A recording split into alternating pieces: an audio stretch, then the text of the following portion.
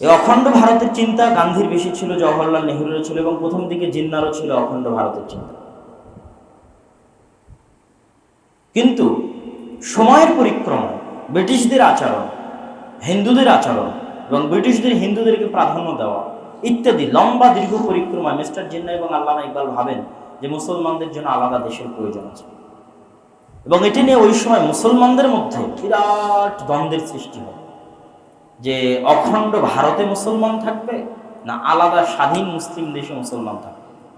বড় বড় আলেম ওলামা দুই ভাগে বিভক্ত হয়ে যায়। যেমন মাওলানা আবুল কালাম আজাদ, কংগ্রেসের নেতা, বিখ্যাত আহলে হাদিস আলেম। তাফসির ইবনে কাসিরের যে বাংলা অনুবাদ হয়েছে ডক্টর মুজিবুর রহমান, তার শ্বশুর মাওলানা মোহাম্মদ জুনাগড়ি, যিনি প্রথম উর্দুতে অনুবাদ করেন, ওনার ওই তাফসির ইবনে কাসিরের অনুবাদের ভূমিকায়, ইলামুল মুওয়াক্কিনের অনুবাদের ভূমিকায় মাওলানা আবুল কালাম আজাদের ভূমিকা লেখা আছে। মাওলানা আবুল কালাম আজাদ, যিনি ভারতের শিক্ষামন্ত্রী এবং কংগ্রেসের বড় নেতা, উনি অখণ্ড ভারতের পক্ষে মুসলমানদের মধ্যে থেকে। জমিয়ত উলামায়ে হিন্দের আমির মাওলানা হুসাইন আহমদ মাদানী, যার ছেলেরা এখনো জমিয়ত উলামায়ে হিন্দের দায়িত্ব পালন করছে, মাওলানা আরশাদ মাদানীর পিতা, উনিও অখণ্ড ভারতের পক্ষে কংগ্রেসের সাথে। অন্যদিকে আপনাদের আহলে হাদিসের বিখ্যাত আলেম আব্দুল্লাহ কাফি আল কুরাইশি, তার বাপদাদারা, তারপরে মাওলানা আকরাম খা, উনিও আহলে হাদিস। তারপরে হচ্ছে আপনার দেওবন্দি ধারারও আর একটা গ্রুপ আছে যেটা মাওলানা আশরাফ আলী থানভী। তারপরে যারা হচ্ছে পাকিস্তানে চলে গেছে তাকি উসমানের বাপদাদারা, এরা হচ্ছে আলাদা পাকিস্তান চাই মুসলিম লীগের পক্ষে।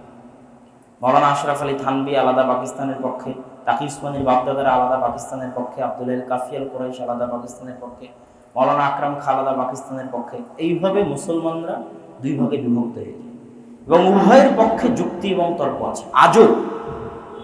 আজও যুক্তি তর্ক আছে যে 1947 সালে যদি এক দেশ থাকতো তাহলে আজ মুসলমানদের কি হতো, সুবিধা বেশি হতো না কম হতো, আর আজ দেশ ভাগ করে সুবিধা বেশি হয়েছে না কম হয়েছে, এটা অনেক মতভেদ আছে। তো আমি সেটার পিছনে যাচ্ছি না, যেহেতু দেশ ভাগ হয়েই গেছে এবং বিজেপি, আরএসএস, সংঘ পরিবার, যারা কট্টর হিন্দুত্ববাদী, হিন্দু সুপারিয়রিটিতে যারা বিশ্বাস করে, ব্রাহ্মণ্যবাদে যারা বিশ্বাস করে, যেমন ইহুদিরা ইহুদি সুপারিয়রিটিতে বিশ্বাস করে যে একমাত্র পৃথিবীতে বাঁচার নৈতিক অধিকার স্বাধীনভাবে একমাত্র মানুষ হিসেবে বাঁচার অধিকার ইহুদিরই আছে, বাকি সব ওদের গোলাম। বাকি যত মানুষ আছে সবাইকে তাদের গোলাম হিসেবে থাকতে হবে, তারা সর্বশ্রেষ্ঠ, তারাই বানু ইসরাইল, এটা ওদের সুপারিয়রিটি, এটা তারা বিশ্বাস করে। এই জন্য ওরা কাউকে ইহুদি ধর্ম গ্রহণ করতে দেয় না। কিসের লিচ্ছ জীবন অপদার্থ, এরা কি জন্য ইহুদি ধর্ম গ্রহণ করবে? একমাত্র জন্মসূত্রে যে ইহুদি হবে সেই ইহুদি। ঠিক এরকম সুপারিয়রিটিতে বিশ্বাস করে ব্রাহ্মণ্যবাদীরা, যে যিনি ভগবান তার মাথা থেকে এসেছে যারা, তারা ব্রাহ্মণ, এবং তারা বাদে দুনিয়া তার যারা আছে সবাই তাদের গোলাম হিসেবে থাকে। এই সুপারিয়রিটিতে আরএসএস, সংঘ পরিবার, বিজেপি, এরা এটাতে বিশ্বাস করে। বিজেপি হচ্ছে রাজনৈতিক ফ্রন্ট, আর অভ্যন্তরীণ গোপন সন্ত্রাসী দল হচ্ছে আরএসএস, সংঘ পরিবার, আর তাদের রাজনৈতিক ফ্রন্ট হচ্ছে বিজেপি। বিজেপির উত্থান ভারতে আরেকবার দ্বিজাতি তত্ত্ব, যেটার প্রতিষ্ঠাতা স্বপ্নদ্রষ্টা আল্লামা ইকবাল, যেটা বাস্তবায়ন করেছে মিস্টার জিন্না আর সহ তার সাথে যারা ছিল, শেরে বাংলা একে ফজলুল হক, হোসেন শহীদ সোহরাওয়ার্দী, যেটার ইতিহাস শেখ মুজিবুর রহমান অসমাপ্ত আত্মজীবনীতে লিখে গেছে, কিভাবে কলকাতা ইসলামিয়া কলেজের ছাত্র থাকা অবস্থায় হোসেন শহীদ সোহরাওয়ার্দীর অধীনে স্বাধীন পাকিস্তানের পক্ষে লড়কে লেঙ্গে পাকিস্তান, ছিনকে লেঙ্গে পাকিস্তান, স্বাধীন আলাদা পাকিস্তানের পক্ষে তারা লড়াই করত। এবং ওই সময় এই বাংলাদেশ কি জন্য পাকিস্তানের সাথে গেল, এটার রহস্য আছে বঙ্গভঙ্গে। ওই বঙ্গের যারা মানুষ, তারা এই অঞ্চলকে, যে অঞ্চলে আমরা বসবাস করছি, সবচেয়ে গরিব, সবচেয়ে হতদরিদ্র, সবচেয়ে নিম্ন স্তরের যে এলাকাগুলো, সেই এলাকাগুলো হচ্ছে বাংলাদেশ, এবং এখানে মুসলমানদের আধিক্য ছিল। আর সবচেয়ে উন্নত এলাকা হচ্ছে কলকাতা কেন্দ্রিক হিন্দুদের আধিক্য যে অঞ্চলগুলো। তো এই অঞ্চলের মুসলমানরা তখন থেকেই আলাদা আলাদা ভাব ছিল। এই আলাদা আলাদা ভাবের প্রমাণ হচ্ছে বঙ্গভঙ্গ, মানে বঙ্গকে ভাগ করতে হবে। বঙ্গকে ভাগ করতে হবে কিসের ভিত্তিতে? মুসলমানরা হিন্দুর ভিত্তিতে। তখন রবীন্দ্রনাথ ঠাকুর বঙ্গভঙ্গের বিরোধিতা করেছেন। আমার সোনার বাংলা আমি তোমায় ভালোবাসি, এটা বঙ্গভঙ্গের বিরুদ্ধে লেখা কবিতা। যে এক বাংলা থাকতে হবে, আলাদা মুসলমানদের জন্য কি জন্য বাংলা দিতে হবে? এরা অশিক্ষিত মূর্খ, এদের জন্য কি জন্য আলাদা বাংলা লাগবে? অশিক্ষিত মূর্খ জাতির জন্য, চামারের জন্য, রাখালের জন্য। তখন হিন্দুদের আন্দোলনের চাপে ব্রিটিশরা বঙ্গভঙ্গ রদ করলো। আমার যদি ভুল না হয়, যদি ভুল হয় সংশোধন করে দিবেন, 1905-এ বঙ্গভঙ্গ আর রদ 1911-তে। তো 1911-তে যখন বঙ্গভঙ্গ রদ করলো ব্রিটিশরা, তখন মুসলমানেরা হতাশ। এমনিতেই তো আগে থেকে গরিব দরিদ্র অসহায়, আর স্বাধীন বঙ্গ করে দিলে, ঢাকা রাজধানী করে দিলে ঢাকা কেন্দ্রিক একটু উন্নতির সম্ভাবনা তৈরি হবে। সেখানে হিন্দুদের আন্দোলনের কারণে, আমার সোনার বাংলা কবিতার কারণে, রবীন্দ্রনাথ ঠাকুরের আন্দোলনের কারণে বঙ্গভঙ্গ রদ হয়ে, তখন মুসলমানরা খুব হতাশ। নবাব সলিমুল্লাহ খান, শেরে বাংলা, তখন তাদেরকে সান্ত্বনা দেওয়ার জন্য ঢাকা বিশ্ববিদ্যালয় প্রতিষ্ঠা করা, যে তোমাদের শিক্ষার উন্নতির জন্য তোমাদেরকে ঢাকা বিশ্ববিদ্যালয় দেওয়া হচ্ছে, তোমরা এখানে একটা ইউনিভার্সিটি দেওয়া হলে এখান থেকে তোমরা শিক্ষা দীক্ষা গ্রহণ করবে। এই ঢাকা বিশ্ববিদ্যালয়ের সব জমি নবাব সলিমুল্লাহ খানের দান, মুসলমানদের দান। তো এই আলাদা বঙ্গ তখনই, এখনো পাকিস্তান ভারত স্বাধীন হয়নি, তখনই মুসলমান আর হিন্দুতে বাংলাদেশ ভাগ হয়ে গেল, তখনই ভাগ হয়ে গেছে। ওই ভাগটা টিকে থেকেছে 1947 সাল পর্যন্ত। 1947 সালে তখন এই বঙ্গের মানুষ আর কোনো মতেই রাজি হয়নি ভারতের সাথে যেতে, অখণ্ড ভারতের অধীনে যেতে রাজি হয়নি।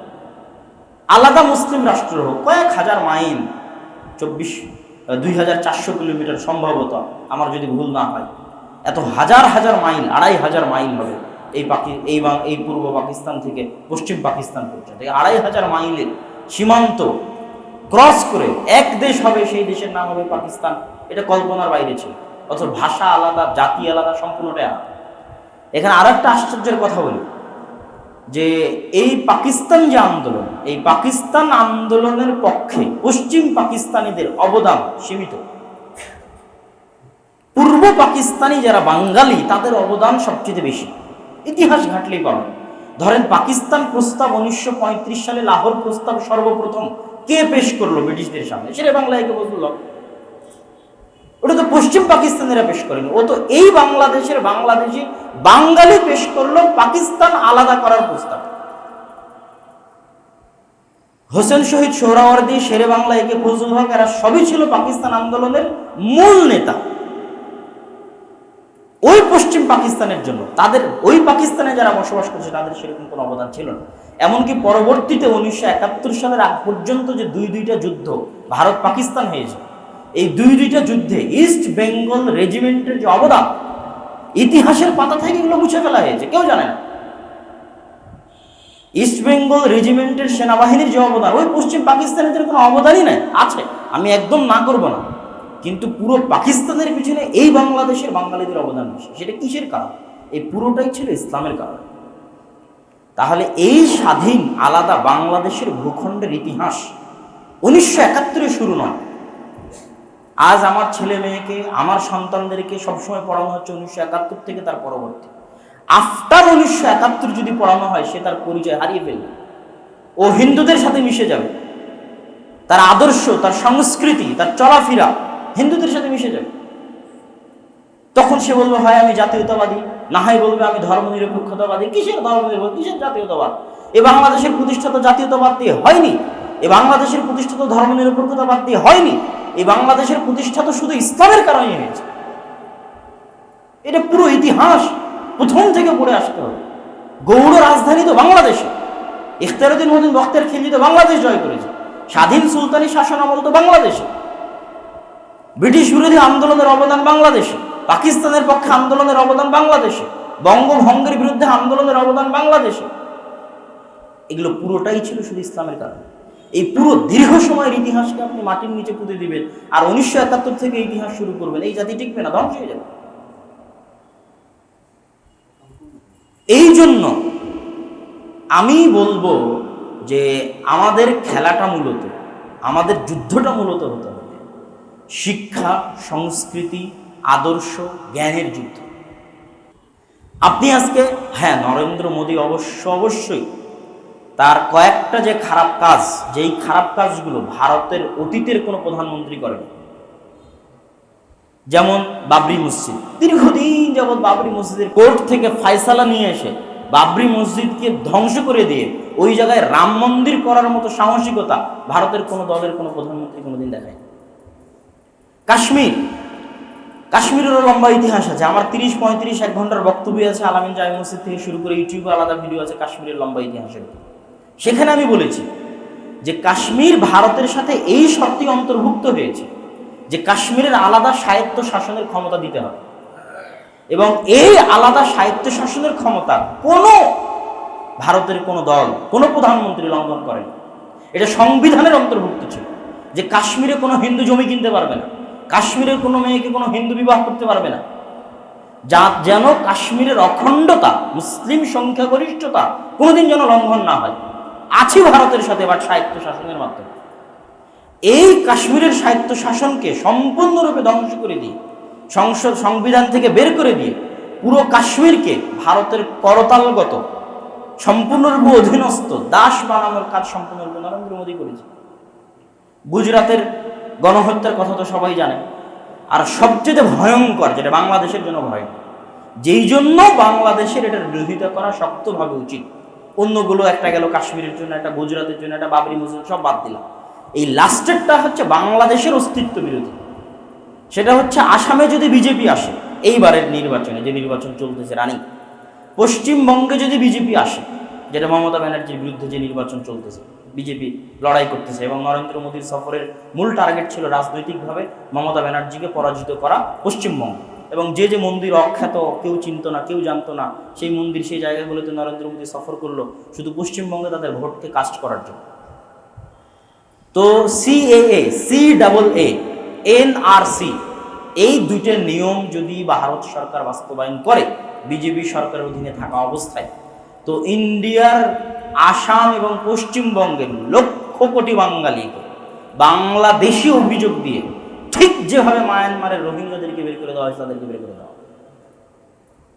এবং এটা অন্য কোনো দেশের জন্য বিপজ্জনক নয়, বাংলাদেশের জন্য বিপজ্জনক। এবং এটা ওপেন ভিডিও আছে নরেন্দ্র মোদী कि हजारों लाखों करोड़ों बांग्लादेशी घुस बैठिए इंडिया के अंदर रह के काम करके खा रहे हैं, हम उसको निकालेंगे। घुस बैठिए মানে বাংলাদেশ থেকে অবৈধভাবে ইন্ডিয়াতে ঢুকেছে তারা এরকম লক্ষ কোটি বাংলাদেশি আছে, তাদেরকে আমরা বের করি। অথচ যারা যুগ যুগ ধরে ভারতে আছে, এখন ওদেরকে বলতেছে 1947-এর আগে, 1952-এর আগের বাপদাদার সার্টিফিকেট দেখাতে হবে। কয়জন দেখাতে পারবে 1952, 1947-এর আগের বাপদাদার সার্টিফিকেট? 1971-এর আগ পর্যন্ত মানুষ এপার থেকে ওপার যাতায়াত করতে থেকেছে। 1947-এর সময় লাখো কোটি মানুষ এপার থেকে ওপারে গেছে। আজকের বাংলাদেশেরও যদি মানুষজনকে বলা হয় যে আপনি বাংলাদেশে যে আছেন 1952, 1947-এর আগের বাপদাদার কাগজ দেখেন, কয়জন দেখেন? অনেকেরই বাপদাদা ইন্ডিয়াতে আছে। তো এইভাবে একটা সম্প্রদায়ের লক্ষ কোটি মানুষকে ওই দেশ থেকে বের করে বাংলাদেশে ঢোকান, এই কারণগুলোর কারণে বাংলাদেশের অবশ্যই শক্ত প্রতিবাদ থাকা উচিত ছিল। কিন্তু আমি বলবো এই লড়াই আসল লড়াই নয়। আসল লড়াই হচ্ছে আমি যে ইতিহাস বললাম, এই ইতিহাসের জ্ঞান অর্জন করে শিক্ষা, সংস্কৃতি, আদর্শের লড়াই। আজ রাজপথে আমি আপনি ঠিক আছে আন্দোলন করতেছি, মিছিল মিটিং করতেছি, হরতাল করতেছি, কাল তো আমি না হয় ওখানে রাজপথে আন্দোলন করছি নরেন্দ্র মোদীকে বাংলাদেশ, আমার ঘরে যে স্টার জলসা, জি বাংলা, নরেন্দ্র মোদীর সিনেমা, মুভি, বিজেপি, সনি 8 সব যে আমার ঘরের মধ্যে চলছে, এটাকে বন্ধ করে। আসল লড়াই তো এই জায়গায়। পাকিস্তানিরা পিটিয়ে উর্দু ভাষা শিখাতে পারেনি, উর্দু ভাষার বিরুদ্ধে বাঙালি আন্দোলন করেছে, আর এখন সেই বাঙালি হিন্দি দেখতে দেখতে হিন্দি শিখে ফেলছে। তাহলে আসল লড়াই তো এই শিক্ষা, সংস্কৃতি, আদর্শের লড়াই। আপনি মুখে ইন্ডিয়ার বিরোধিতা করতেছেন, ঠিকই আপনার যুবক সমাজ IPL দেখার জন্য ব্যস্ত হয়েছে, IPL এর জোয়ানি ব্যস্ত হয়েছে। আপনি মুখে ইন্ডিয়ার বিরোধিতা করতেছেন, ঠিকই বলিউডের মুভি, সিনেমা নিয়ে আপনার যুবক সমাজ ব্যস্ত হয়ে আছে। তাহলে প্রত্যেকটা ধাপে ধাপে শিক্ষা, সংস্কৃতি এবং আদর্শে বাংলাদেশের মুসলিম সমাজকে ইন্ডিয়ান সংস্কৃতি পঙ্গু করে দিচ্ছে, ইন্ডিয়ান আদর্শ পঙ্গু করে দিচ্ছে, আদর্শহীন করে দিচ্ছে, ধ্বংস করে দিচ্ছে। ইন্ডিয়ান আদর্শ সংস্কৃতির বিরুদ্ধে জিহাদ হচ্ছে, লড়াই হচ্ছে বাংলাদেশের মুসলমানদের অস্তিত্বের টিকে থাকার প্রথম লড়াই। এবং এখান থেকে যদি আমরা আমাদের পরিবার সমাজকে বের করে না নিয়ে আসতে পারি, তো ইন্ডিয়ান সমাজ আর বাংলাদেশি সমাজের মধ্যে কোনো পার্থক্য থাকে। যেই ধরনের টিভি শো ইন্ডিয়ার মাটিতে হতো, ওই ধরনের টিভি শোগুলো হচ্ছে পুরোটা যৌন চুরি দেওয়া, ন্যাক্কারজনক জঘন্য টিভি শো। আর সেই টিভি শোগুলোই এখন বাংলাদেশে হচ্ছে 10-15 বছর। আমি নাম বলতেছি না। এখন ইন্ডিয়ার মাটিতে যেই ধরনের সিরিয়াল হয়, ইন্ডিয়ার সব সিরিয়ালগুলো পরকীয়া সম্পর্ক ভিত্তিক, 90% সিরিয়াল। বাংলাদেশের নাটকগুলো তৈরি হয় বিবাহের পূর্বের প্রেম ভিত্তিক, উভয়টাই হারাম। কিন্তু বাংলাদেশের নাটক, সিনেমা, মুভিগুলোর 90% থাকে বিবাহের পূর্বের প্রেম, আর ইন্ডিয়ার সিরিয়ালগুলোর 90% থাকে বিয়ের পরের প্রেম। বিয়ের পূর্বের প্রেম জেনার শাস্তি হচ্ছে 100 লাঠি, আর বিয়ের পরের জেনার শাস্তি হচ্ছে রজম। তো ওই সংস্কৃতির বিরুদ্ধে যদি আপনি যুদ্ধ না করতে পারেন, আজ বাংলাদেশের যে টিভি চ্যানেলগুলোতে ওই ধরনের জঘন্য নিকৃষ্ট অনুষ্ঠানগুলো প্রচার হয়, ওই ধরনের জঘন্য নিকৃষ্ট সিরিয়ালের কপি তৈরি করার চেষ্টা করা হয়, এদের বিরুদ্ধে আন্দোলন হচ্ছে আসল আন্দোলন। নরেন্দ্র মোদীর বিরুদ্ধে আসার বিরুদ্ধে যদি আন্দোলন করা যায়, আবার পিস টিভি বন্ধেরও যদি আন্দোলন করা যায়, তো স্টার জালসা, জি বাংলা বন্ধের আন্দোলন হচ্ছে প্রথম সত্যিকার ভারতের শিক্ষা সংস্কৃতির বিরুদ্ধে এই প্রথম আন্দোলন হবে, সঠিক আন্দোলন। সেটা করতে হবে। সুতরাং তরুণ এবং যুবক সমাজকে এই বিষয়গুলো, ইতিহাস, শিক্ষা, সংস্কৃতি নিয়ে সজাগ থেকে বাংলাদেশের সত্যিকার স্বাধীনতাকে কিভাবে টিকিয়ে রাখা যাবে, কিভাবে ধরে রাখা যাবে, এবং কিভাবে বাংলাদেশের ভবিষ্যৎ প্রজন্ম, এখানে হতাশ হওয়ার কিছু না। মানুষ মনে করে যে ভারত বিরাট দেশ, সেই দেশের সাহায্য সহযোগিতা ছাড়া আমি কেমনে চলবো। বাংলাদেশকে আল্লাহ সুবহানাহু ওয়া তাআলা এত অফুরন্ত, অগণিত, অসংখ্য নিয়ামত দিয়েছে। ব্রিটিশরা বাংলাদেশকে ইউজ করেছে গাভীর মতো, পাকিস্তানিরা বাংলাদেশকে ইউজ করেছে গাভীর মতো। গাভী এখানে থেকে যে দুধ দই ওরা নিয়ে চলে গেছে। এত ওই ইবনে বতুতা সেই কোন কালে বাংলাদেশ সফর করতে আসছে, তখন বলেছে এত নিয়ামত ভরা জমিন ও কোনোদিন দেখেনি, এত নদী নালা, সবুজ গাছপালা কোনোদিন দেখেনি। সব নদী নালা তো ভারতের বাঁধেরগুলোর কারণে মরুভূমি হয়ে গেল।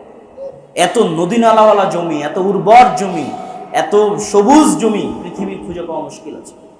বাংলাদেশের উন্নতির, স্বাধীন, নিজের পায়ে দাঁড়ানোর প্রত্যেকটা পয়েন্ট আছে। সুতরাং এখানে হতাশার কিছু নয়। দুর্নীতি বন্ধ করে দেশকে যারাই সামনে এগিয়ে নিতে চাইবে এরাই সামনে এগিয়ে নিতে পারবে, এবং সমতা বজায় রেখে পৃথিবীর যে কোনো দেশের সাথে সম্পর্ক রক্ষা করতে পারবে, ভারতের সাথে সম্পর্ক রক্ষা করতে পারবে সমতা বজায় রেখে। নতজানু পররাষ্ট্রনীতি অবলম্বন করতে হবে, এইরকম দেশ বাংলাদেশ নয়, কিন্তু আমরা বানিয়ে দিচ্ছি।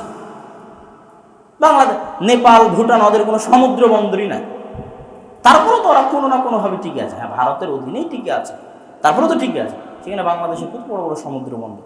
এই সমুদ্র বন্দরগুলো হচ্ছে বাংলাদেশের নিয়ামতগুলোর একটা নিয়ামত, আল্লাহর দেওয়া দয়াগুলোর একটা দয়া। একটা দেশ স্বাধীনভাবে টিকে থাকার জন্য যা যা লাগে সবই বাংলাদেশের আছে, এবং সামনে এগিয়ে যাওয়ার জন্য যা যা লাগে সবই আছে। সুতরাং এটা নিয়ে হতাশ হওয়া যাবে না যে আমি চিকিৎসার জন্য আমাকে ভারতে যেতে হয়, এটা করতে হয়, এটা করতে হয়। একটা সমতার সম্পর্ক তো প্রতিবেশীর সাথে থাকবেই, এটাই স্বাভাবিক। প্রতিবেশীর সাথে তো সম্পর্ক থাকবেই, এটাই স্বাভাবিক। কিন্তু সেটা নতজানু হবে না, সমতার সাথে হবে, ভারসাম্যপূর্ণ হবে। ওই ক্ষমতা, ওই পাওয়ার, ওই নিয়ামত, ওই দয়া বাংলাদেশের আছে। সুতরাং সেটা থেকে বাংলাদেশের যুবক সমাজকে পিছিয়ে সরে আসা যাবে। উন্নতি হচ্ছে পড়াশোনার মধ্যে, জ্ঞান অর্জনের মধ্যে, শিক্ষার মধ্যে। আর ভারতের ওই IPL-এর মধ্যে ডুবে গেলে, ভারতের মুভির মধ্যে ডুবে গেলে, সিনেমার মধ্যে ডুবে গেলে, ভারত থেকে পাচার করা মদ, জুয়া, ইয়াবার মধ্যে ডুবে গেলে, তাহলে আর হওয়া লাগবে না, চিরদিনের জন্য গোলাম দাস হয়ে থাকবে। অতএব যুবক সমাজকে এগুলো থেকে বের হয়ে আসতে। আল্লাহ সুবহানাহু ওয়া তাআলা আমাদেরকে আমাদের দেশের সত্যিকার ইতিহাস, বিশেষ করে বিফোর 1971-এর পূর্বের ইতিহাস, এটা জানার এবং সেটার সাথে বর্তমান বাংলাদেশকে কানেক্টেড করার, এবং এই ইতিহাসগুলো জেনে সামনে চলার এবং নতুন বাংলাদেশের উত্থান ঘটানোর আল্লাহ সুবহানাহু ওয়া তাআলা তৌফিক দান করুক। আল্লাহুম্মা আমিন। আর যেহেতু দুটো কথা বলতে চেয়েছিলাম রমজান কেন্দ্রিক, সামনে রমজান আসতেছে, লকডাউনে আমাদের এই পুরো বছরটা পার হয়ে গেল। গত রমজানও লকডাউনের মধ্যে পার হয়েছিল, আবার হয়তো রমজান আসতেছে, এটাতেও লকডাউন আসতে পারে। আমরা শুরু থেকেই করোনা বিষয়ে যে ফতোয়া দিয়েছিলাম ওই ফতোয়ার উপর আমরা এখনও আছি। পৃথিবীর সব মানুষই যদি মরে যায়, তারপরে একটা মানুষ যদি বেঁচে থাকে তো আর খাওয়া লাগবে পেটে। ওই একটা মানুষকে কী লাগবে? খাওয়া লাগবে। খাওয়ার জন্য তাকে ঘর থেকে বেরোতে হবে। এই জন্য আমরা শুরু থেকে এগুলো সব কিছু বুঝে দিচ্ছি। হাজারো লাখো কোটি মানুষ মরে গেলেও মানুষকে ঘরবন্দি করা যাবে, ওকে ঘর থেকে বের হতে হবে, কোনো উপায় নেই। তো তারপরেও যেহেতু বৈদেশিক চাপ, সরকারেরও নীতি সেই কারণে আসতেছে, তারপরেও আমাদের রমজান কেন্দ্রিক প্রস্তুতি থাকতে হবে। রমজানের আমল, আখলাক, আদব, কোরআন তেলাওয়াত। রমজান হচ্ছে কোরআনের মাস। শুধু হাদিসগুলোর দুই একটা যদি আমরা অনুবাদ করি, মান সামা রমাদানা ঈমানান ওয়া ইহতিসাবান, ঈমানের সাথে মানে গুনাহ মুক্তভাবে রমজান কাটাতে হবে, গুনাহ মুক্তভাবে। কেউ যদি কাটাতে পারে নেকির আশায়, পুরো রমজান রোজা রাখতে পারে, তার পূর্বের সব গুনাহ মাফ হয়ে যায়। কেউ যদি পুরো রমজান তারাবির সালাত আদায় করতে পারে, তার পূর্বের সব গুনাহ মাফ হয়ে যায়। কেউ যদি রমজানের লাইলাতুল কদর, দুনিয়ার সর্বশ্রেষ্ঠ রাত হচ্ছে লাইলাতুল কদর, আর এটা কোথায় আছে? রমজানে আছে। ইন্না আনজালনাহু ফি লাইলাতুল কদর, আমি কোরআন অবতীর্ণ করেছি লাইলাতুল কদর। শাহরু রমাদান আল্লাযী উনজিলা ফিহিল কোরআন, আর রমজান হচ্ছে ওই মাস যে মাসে কোরআন অবতীর্ণ হয়েছে। তাহলে লাইলাতুল কদর কোন মাসে আছে? রমজান মাসে। সুতরাং লাইলাতুল কদর শেষ 10 দিনের বিজোড় রাত্রিগুলোতে আমাদের অনুসন্ধান করতে হবে। তারাবির সালাতে নিয়মিত উপস্থিত থাকতে হবে। মাল্লাম ইয়াদা কাওলা যুরিল আমালা বিহি, যে মিথ্যা কথা, মিথ্যা কাজ, গুনাহের কাজ রমজানে পরিত্যাগ করতে পারলো না, তার না খেয়ে থাকার কোনো প্রয়োজন আল্লাহর নিকটে নাই। আর আমাদের এই সিয়াম, এই রমজান কিছুই কাজে আসবে না যদি সালাত না থাকে। সুতরাং সালাতের সাথে, 5 ওয়াক্ত সালাতের সাথে পুরো রমজানকে এবং রমজান কেন্দ্রিক কোরআন শিক্ষা প্রত্যেকটা মসজিদে চালু করার চেষ্টা করা, নিজে কোরআন শেখার চেষ্টা করা, রমজানের সাথে কোরআনের সম্পর্ক ওতপ্রোত, দেখে হলেও কোরআন একবার শেষ করার চেষ্টা করা, কোরআন বুঝার চেষ্টা করা, কোরআন আপনাকে পরিবর্তন করে দেবে। রমজান যেন আমাদের হতাশার কারণ না হয়, কিয়ামতের মাঠে আমাদের আঙ্গুল কামড়ানোর কারণ না হয়, যে ইস আর যদি একটু ইবাদত করতাম রমজানে, এই আফসোসের কারণ যেন না হয়। রমজান আসছে, আল্লাহ সুবহানাহু ওয়া তাআলা আমাদেরকে রমজান কেন্দ্রিক প্রস্তুতি নেওয়ার তৌফিক দান করুক। আল্লাহুম্মা আমিন। আর মা এবং বোনদের উদ্দেশ্যে সংক্ষিপ্ত সময় শেষ হয়ে এসেছে, সংক্ষিপ্ত নাসিহা এটাই যে একটা জাতির ভবিষ্যৎ মা এবং বোনদের হাতেই। যেহেতু পৃথিবীর সব মানুষই মহিলাদের নিকট থেকে আসা, পুরুষ হোক নারী হোক, সকলের জন্ম নারীর নিকটে, আর সব পুরুষের লালন পালন নারীর নিকটে। এটা আল্লাহ প্রদত্ত জিম্মেদারি, আল্লাহ প্রদত্ত দায়িত্ব। সেই জায়গায় আমাদের মা এবং বোনেরা যদি তাকওয়া পরহেজগারিতা, নিজেদেরকে পণ্যদ্রব্য না মনে করে, বিক্রিযোগ্য পণ্য না মনে করে, তাকওয়া পরহেজগারিতার সাথে টাকার মূল্যায়ন না করে পারিবারিক সুখ এবং শান্তিকে মূল্যায়ন করা, সামান্য টাকার জন্য পারিবারিক সুখ শান্তিকে বিসর্জন দেওয়া এটা উচিত নয়। কেউ চলে গেলে সামান্য টাকার জন্য বিদেশে, বাপ ছাড়া কোনো ছেলে আদর্শবান হতে পারে না, তাহলে ওই ছেলে বাপের সংস্পর্শ পেল না। আবার মা সামান্য টাকার জন্য চলে গেল গার্মেন্টসে, মা সামান্য টাকার জন্য চলে গেল ক্লিনিকে, মেডিকেলে, অফিসে, চাকরি বাকরির তো অভাব নাই, সে চাকরি বাকরিতে যোগ দিল, আর ছেলে মেয়ের আলাম পালন হতে থাকলো চাকর বাকরের কাছে। এটা হচ্ছে একটা হীনম্মন্য, অসভ্য, নিম্ন শ্রেণীর জাতি নিয়ে আসবে, প্রজন্ম নিয়ে আসবে। সুতরাং টাকার সামনে যেন আমরা আমাদের পারিবারিক শান্তিতে বিসর্জন না দিই। পান্তা ভাত খেয়ে থাকেন, কিন্তু সন্তানকে সময় দেন, পরিবারের সাথে থাকে, পরিবারের সাথে সন্তানকে সময় দিয়ে সন্তানকে লালন পালন করে। দুনিয়ার চাকচিক্য, দুনিয়ার লোভ লালসা, বস্তুবাদী দুনিয়া থেকে বেরিয়ে আসতে, যে ওই মেয়ে সফল যে মেয়ে 2 টাকা ইনকাম করতে পারে এটা না, ওই মেয়ে সফল যে তার সন্তানকে সঠিকভাবে লালন করতে পারে, ও সফল। এবং এটার মধ্যে শান্তি, এটার মধ্যে নিরাপত্তা খুঁজে পেতে হবে, খুঁজতে হবে। আল্লাহ সুবহানাহু ওয়া তাআলা আমাদের মা এবং বোনদেরকে তাদের উপর আল্লাহ প্রদত্ত এই গুরুত্বপূর্ণ দায়িত্ব পালন করার তৌফিক দান করুন। আল্লাহুম্মা আমিন। এবং পর্দার যে বিষয়টা, পর্দার বিষয় এটাই কথা যে বেপর্দা হচ্ছে শাস্তি, বেপর্দা হচ্ছে দাসত্বের জীবন। হাওয়া আলাইহিস সালাতু ওয়াস সালামকে শাস্তি স্বরূপ জামা খুলে নেওয়া, জামা খুলে পড়ে গেল জান্নাতে, লজ্জায় জান্নাতের পাতা দিয়ে, জান্নাতের গাছের পাতা দিয়ে লজ্জায় স্থান রাখছে।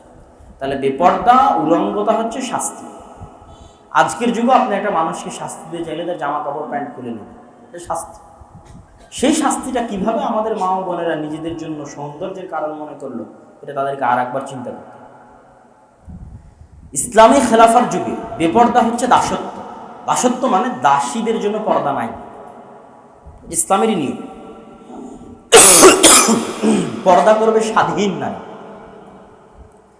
আর আজকে হয়ে গেল কি, নারীর স্বাধীনতা নাকি বেপর্দা। আর ইসলামী খেলাফায় ছিল পর্দা করার অধিকার পাবে কে? যে স্বাধীন। আর যে দাসী ও পর্দা করার অধিকার পাবে না, এটা ইসলামী খেলাফা। তাহলে আসল স্বাধীনতা পর্দা করার মধ্যে, আসল বংশীয় সম্ভ্রান্ত বংশীয় মর্যাদা পর্দা করার মধ্যে। আর বেপর্দা পর্দাহীনতা হচ্ছে নিম্ন স্তরে, থার্ড পার্সন, যে তার ছেলে মেয়ে স্ত্রী পুত্রকে মানুষের সামনে দেখায়, মানুষের সামনে দেখিয়ে নিয়ে বেড়ায়। এ হচ্ছে শুকুর লেভেলের মানুষ, নিম্ন শ্রেণীর মানুষ, যার রক্ত মাংস মানুষের, কিন্তু আসলে রক্ত মাংস হয়ে গেছে শুকুর। আর দায়ুস, শুকুরের চর্বি কে বলা হয় দিয়াতা, দায়ুস। কেননা শুকুরের মধ্যে লজ্জা নয়, সবচেয়ে নির্লজ্জ প্রাণী, সবচেয়ে অপরিষ্কার জায়গায়, পেশাব পায়খানা মিশ্রিত সবচেয়ে নোংরা জায়গায় বসবাস করে শুকুর। এটা তার রুচিতে বাঁধে না। আর এক শুকুরের পিছন থেকে গু চেটে খেতে শুকুরের বাঁধে না, এটা তার রুচিতে বাঁধে না। ও হচ্ছে সবচেয়ে নির্লজ্জ প্রাণী। আর সবচেয়ে আত্মমর্যাদাবোধ প্রাণী হচ্ছে উট, আত্মমর্যাদা সম্পূর্ণ প্রাণী উট। মানুষ প্রচুর পরিমাণে শুকুরের গোস্ত খেলে, শুকুরের চর্বি খেলে। আপনি যদি টানা আজ থেকে 10-15 বছর শুকুরের চর্বি খান, 10-15-20 বছর পর আপনার স্ত্রীর সাথে আপনার চোখের সামনে কেউ জেনায় লিপ্ত হলে আপনার ভিতরে কোনো ফিলিংস কাজ করবে না। এটা এই জন্য শুকুরের গোস্ত হারাম। এই জন্য দায়ুস মানে ওর যে তার স্ত্রী পুত্রকে উলঙ্গ অবস্থায় ঘুরিয়ে নিয়ে বেড়ায় বাজার ঘাটে, আর ওর ফিলিংস কাজ করে না, ওর রক্ত কাজ করে না, ও শুকুর হয়ে গেছে। ওই লায়াদখুলুল জান্নাত আর দায়ুস, ওই মানুষরূপী শুকুর জান্নাতে প্রবেশ করবে না। কেন? এরা হচ্ছে সমাজ ধ্বংসের জন্য দায়ী। সুতরাং মা এবং বোনদের মর্যাদা, সম্মান, স্বাধীনতা, সম্ভ্রান্ত বংশের পরিচয়, শিক্ষার পরিচয়, উন্নতির পরিচয় পর্দার মধ্যে। আল্লাহ সুবহানাহু ওয়া তাআলা আমাদের মা এবং বোনদের এটা বুঝার তৌফিক দান করুক। আল্লাহ। বক্তব্যের শেষে জরুরি একটা ঘোষণা। আপনাদের শ্রদ্ধেয় বড় ভাই তাওহিদ ভাই আপনাদের বগুড়াতে একটা মহিলা মাদ্রাসা পরিচালনা করছেন, মিফতাহুল জান্নাহ মহিলা মাদ্রাসা নামে। আপনারা